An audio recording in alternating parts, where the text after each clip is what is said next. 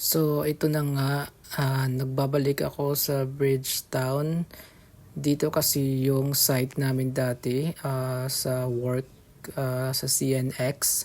So ah, dito ako naglalakad palagi pag pumapasok. So kahit malakas ang ulan, sige, punta lang ng Bridgetown.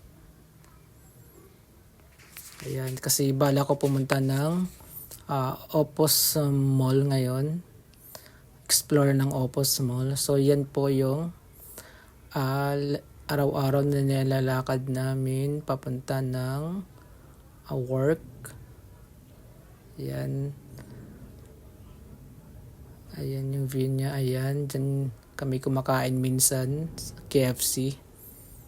Yan, dyan kami pumapasok.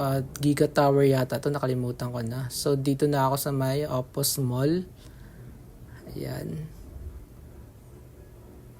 Ayan yung Opus Mall. So ayan. Ayan naman yung CNX.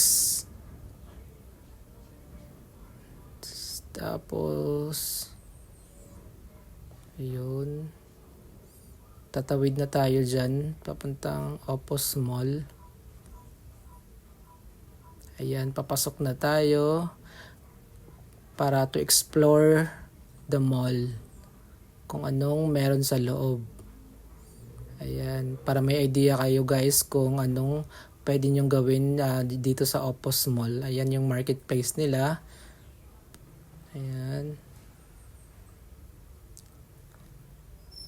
So, yan, medyo malawak pala to. Tapos parang more on gold colors sila. Ayan. Ayan yung Christmas tree nila na napakaganda at napakalaki.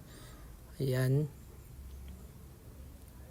Ganda ng ganda ng place, ganda ng mall.